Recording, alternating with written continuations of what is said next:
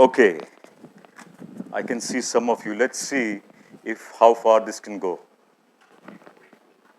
I was hoping it will go further, but it brings back memories, right? So we all have grown up with folding planes and boards, right? I also started that way, and my journey started that when I was 10 years old.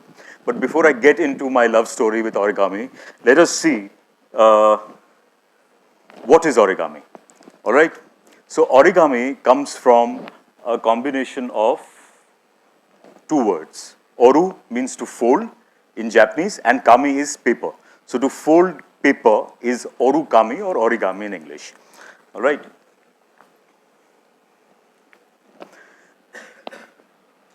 Like we all have stories in our own, in our country, we have folk tales, we have different animals that we associate with certain things. So, like for example, we have the elephant or the snake or the cat or the dog. They have different stories attached to them. So in Japan, they have a great significance attached to the crane. If you have seen a photograph of the Japanese crane, it is a very large bird. It has a very beautiful red spot on the head. So the Japanese people believe that a crane lives for 1,000 years. So it's a symbol of longevity, of good luck, fortune. People believe that it carries old souls on its wings. So they have a great significance for the crane, and that's why the origami version of the crane is also revered. The myth is that if you fold 1,000 cranes, you will get one wish. So if you guys want to get a wish fulfilled, fold 1,000 cranes, and you have to write the wish inside. Okay, so this girl, like her name is Sadako Sasaki. She was affected by the bombing that happened in Hiroshima. So she wanted to, obviously, like she had cancer, so she wanted to live. So she thought, okay, what can I do? She was a small girl, like 12 years old. So she had heard that story about 1,000 cranes.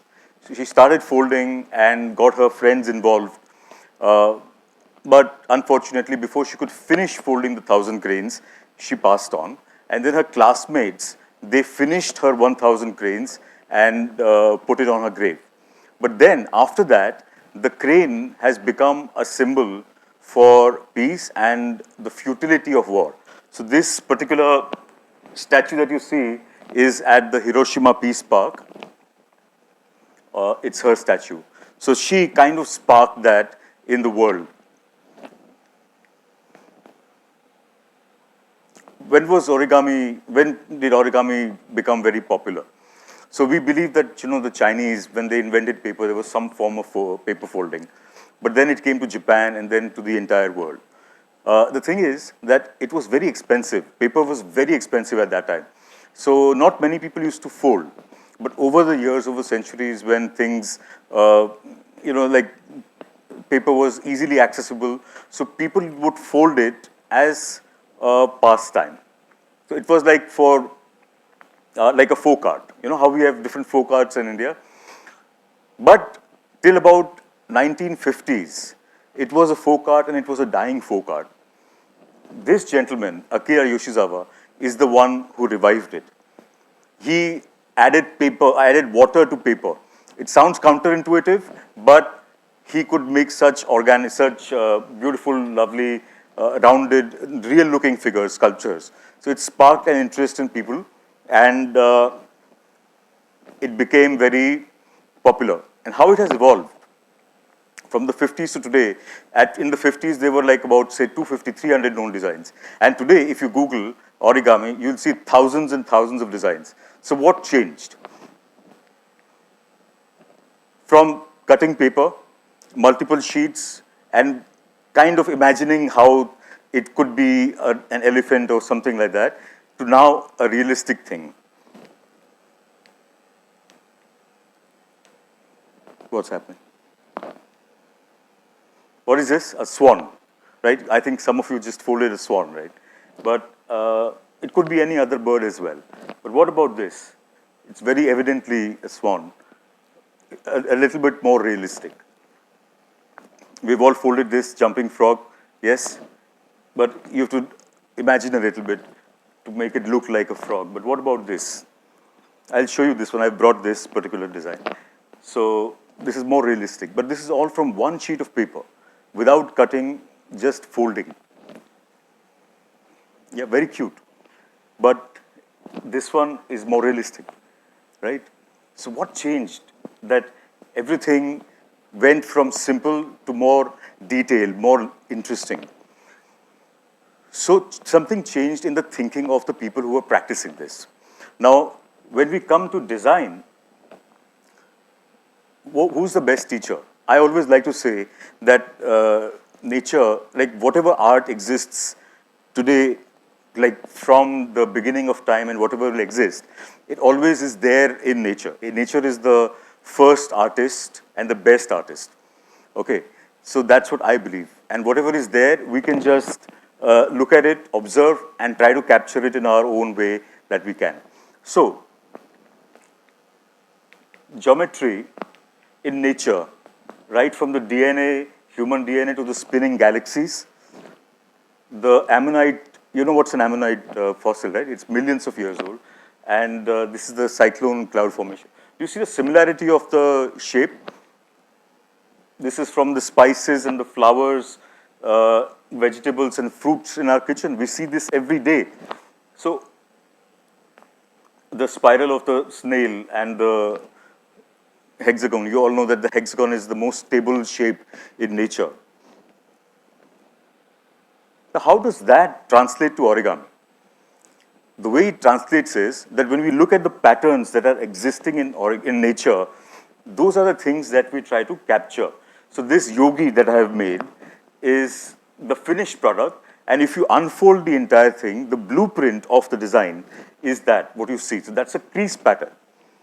So before even folding anything, you can actually decide where you want which features. And this is how we developed from the last 60, 70, 80 years, from very simple designs to very realistic designs.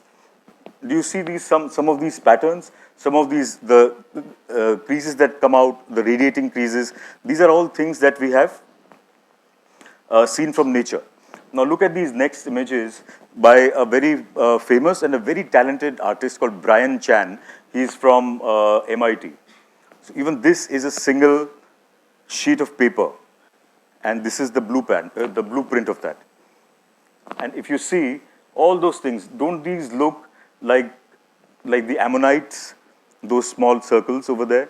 So this is how origami artists have evolved their thinking to capture, make something realistic and plan it on paper with the blueprints. Now, when we speak a language, we cannot start speaking Shakespeare, right? We start with the alphabet, we start with some building blocks and then go on. So those things that you saw, the crease patterns, they are the most advanced things. But there are building blocks, like the very first fold, which we all know. We just fold the book fold, like, fold in half is a book fold. So similar to that, I'll very quickly run through this. You see, all these patterns, they are used. So these are the building blocks. If you learn these, and then you can translate to the design of whatever you are making, and it gives you the possibility of making more intricate designs.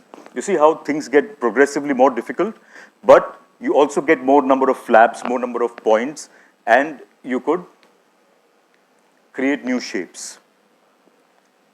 Is it just for fun, like making all of these things? I'm talking to a tech crowd. Yes, obviously it is fun when you're folding a plane or a boat, but there are real world applications as well. So what I have seen, like this is all obviously you might have seen as well, they've used the designs, the concept of origami, the concept of packing a large surface area into a smaller one using very definite creases that they have used in product design, packaging. I don't know who wears this, but yeah, they have used something like this as well. Okay. Space. And a very prominent, like the most famous origami artist, Dr. Robert Lang, he was the one who was involved in designing that solar sail, what they are demonstrating on the top right, this one. Okay, so the idea is that how you can capture a very, like how you can pack a very large surface area into a smaller area and also deploy it very quickly. Can you think of other examples? Like think of a parachute. It cannot just be stuffed into the bag, right? Like when you deploy it, when you pull the cord, it has to immediately open out. Even the airbag in the cars. So these are all on a very specific pattern that they are folded and they are packed. So something like this is very useful for origami, in origami. In defense, in this is a very interesting experiment.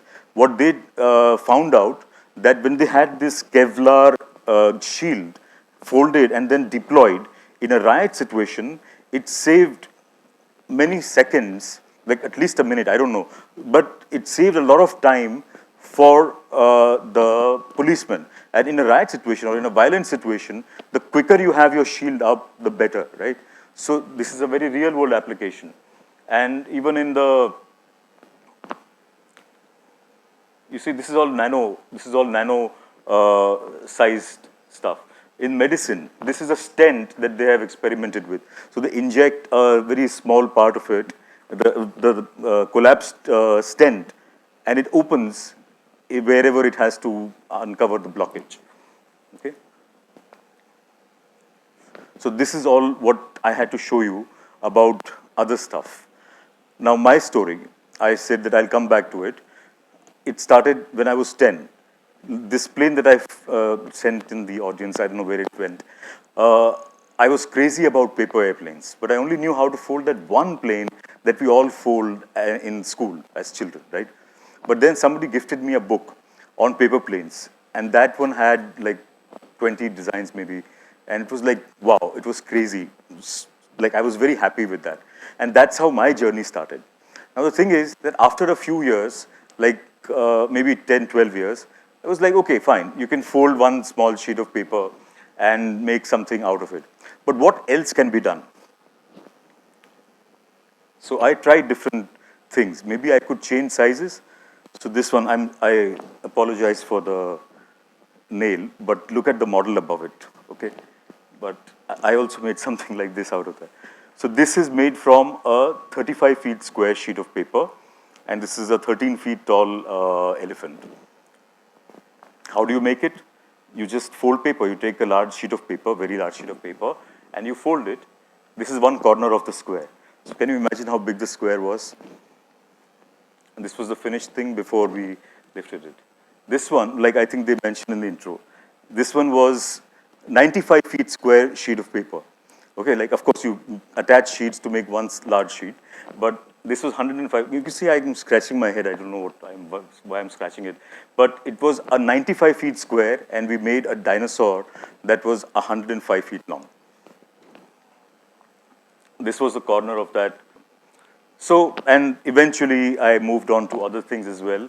This is also a 20 feet tall.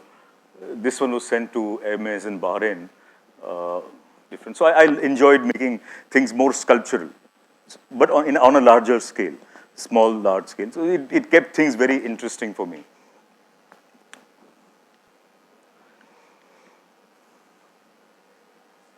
So I think some, like, change. I hope that I've improved in the last 10, 15 years. This was done last year because last year was the year of the dragon. The other thing that I have enjoyed doing is interacting with people. Now, because of origami, I've had the good fortune of traveling to many places and interacting with people, interesting people like you all the speakers who I'm very happy to listen to them. Like, I have traveled to very, very remote regions in Maharashtra, in Northeast, even in Nepal.